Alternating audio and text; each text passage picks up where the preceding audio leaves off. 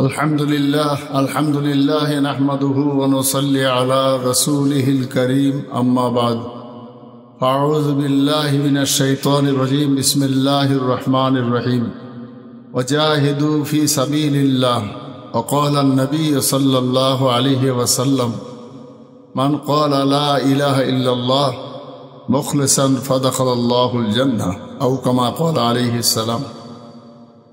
শরিয়াতে ইসলামে জিহাদ যে শব্দটা এসছে সেটাকে বাহ্যিকভাবে আমরা মনে করি যে ঝগড়া ঝামেলা অশান্তি লড়াই যে প্রসঙ্গই হোক না কেন সেটাই যেন জিহাদ। আসলে রাজনৈতিক উদ্দেশ্য প্রণোদিতভাবে সারা পৃথিবীব্যাপী যে অরাজকতা তৈরি হয়েছে সেই অরাজকতা আজকে মানুষকে অস্থির করে তুলেছে।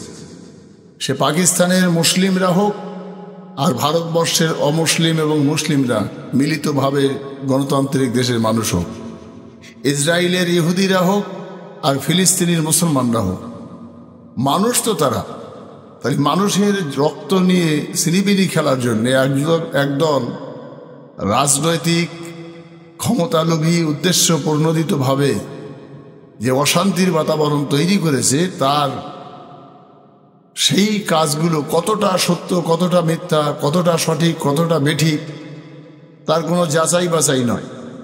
এই মিডিয়ার মাধ্যমে মানুষকে উত্তপ্ত করে তুলে পাকিস্তানের মুসলিমরা শেষ হয়ে গেল, ভারতবর্ষের মুসলিমরা গরম হয়ে গেল, ভারতবর্ষের অমুসলিমরা কষ্ট পেল, বাংলাদেশের অমুসলিমরা শেষ হয়ে গেল, ভারতবর্ষের অমুসলিমরা গরম হয়ে গেল। এটা কেন?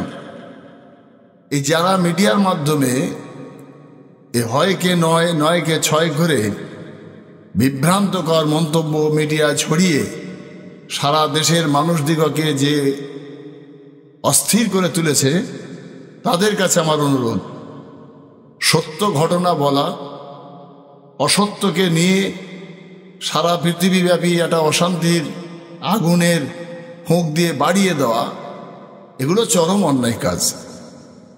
আমি মনে করি আমার ক্ষুদ্র জ্ঞানে যে জিহাদ শব্দের অর্থটা অপব্যাখ্যা করা হচ্ছে।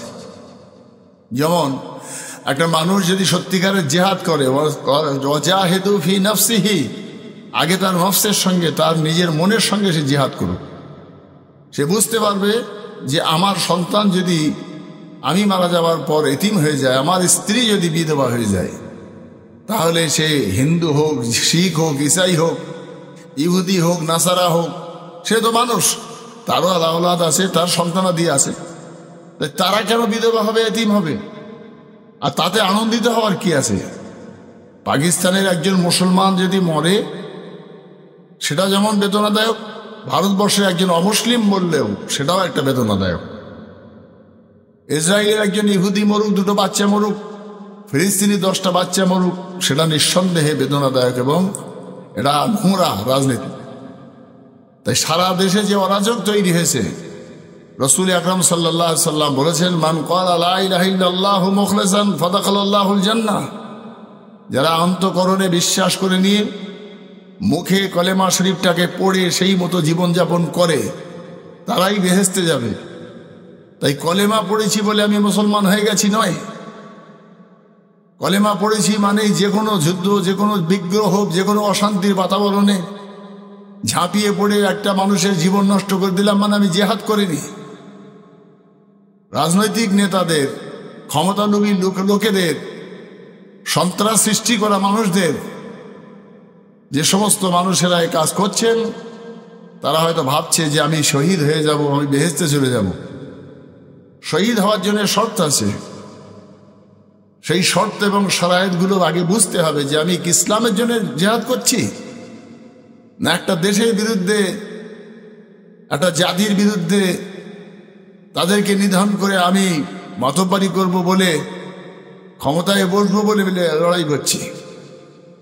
সেই জন্যই রাসূল আকরাম সাল্লাল্লাহু আলাইহি সাল্লাম তার সোনার জবানে বলেছেন, ইন্নামাল আমালু বিন্নিয়াত, সমস্ত আমলের মুখ্য বিষয়বস্তুটা হলো নিয়তের উপরে। তাই জিহাদ বলি, লড়াই বলি, সংগ্রাম বলি, সন্ত্রাস সৃষ্টি করা বলি, ইহুদি নিধন করা বলি, মুসলিম নিধন করা বলি, হিন্দু নিধন করা বলি, শিখ, ইসাই, এগুলো আমাদের দেশের জন্য একটা মানুষের ভিতরে একটা তৈরি হয়েছে যে মানুষ মরে গেলে তার কষ্ট নেই, অনুতপ্ত নেই, অনুশোচনা নেই। কচি কচি বাচ্চারা, নিষ্পাপ বাচ্চারা মারা যাচ্ছে, তাদের মা বাপ আজকে অস্থির হয়ে পাগলের না ছটফট করছে। তুমি এটা ভেবেছ যে আমার এই দ্বারা যদি একটা মানুষ বিধবা হয়ে যায়, আমার দ্বারা যদি একটা মানুষ, একটা বাচ্চা যদি তারা এতিম হয়ে যায়, তাই তার পরিণতিটা কতটা খারাপ। তাই জেহাদ শব্দটা মুখে বলা সহজ, জেহাদ শব্দের অর্থটা বড় কঠিন। তাই সমস্ত জাতির মানুষ, সমস্ত ধর্মের মানুষ, সমস্ত রাজনৈতিক নেতাদের কাছে, সমস্ত আমলা, সমস্ত সৈন্য সামন্ত, যে সমস্ত ডিপার্টমেন্টে যারা চাকরি বাকরি করছেন, তাদের সবার কাছে আমার করজোড়ে নিবেদন, আন্তরিকতা তৈরি করুন। মানুষ নিধনের চক্রান্তের জালে পা দেবেন না। অর্থের লোভে হোক, প্রমোশনের লোভে হোক, কোনো মানুষ যেন সে তার পদের মর্যাদা অক্ষুণ্ণ রাখে, নষ্ট না করে, সেদিকে তার খেয়াল রাখলে নিঃসন্দেহে ভারত পাকিস্তান নয়, ইসরায়েল আর ফিলিস্তিন নয়, সারা বিশ্বে এ আগুন কিন্তু জ্বলবে যদি মানুষ তার দায়িত্ব ভুলে যায়। তাই দায়িত্ব পালন করার জন্যে নিজে নিজে ইনসাফ করে, ওয়াজাহিদু ফি নফসিহি ওয়াজাহিদু ফি কলবিহি, তার কলব, তার অন্তরে সে আগে জিহাদটা করুক যে আমি কাজটা ঠিক করছি না ভুল করছি, আমি প্রমোশনের লোভে করছি না অর্থের লোভে করছি, না বীরত্ব দেখাবার জন্য করছি, না দেশের মানুষের মধ্যে বিভেদ তৈরি করার জন্য করছি, না ক্ষমতার লোভে করছি। সে ভাবুক, ভাবলেই বুঝতে পারবে জিহাদটা নিজের নফসের সঙ্গে, অন্তরের সঙ্গে করে পদক্ষেপ করলেই আমার দৃঢ় বিশ্বাস সমস্ত দেশে শান্তি আসবে, অশান্তি আর থাকবে না। একদল মূর্খ তারা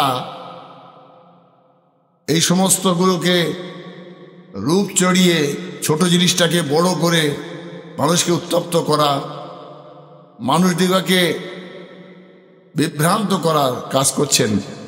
তাই সমস্ত মানুষ যারা এই দায়িত্বে আছেন, তারা এই ছোট্ট ছোট্ট জিনিসগুলোকে বড় না করে সঠিকটাকে সঠিক জায়গায় রেখে সেইখানেই তার নিষ্পত্তি করে দেওয়ার জন্য ভাবা উচিত বলে আমি মনে করি।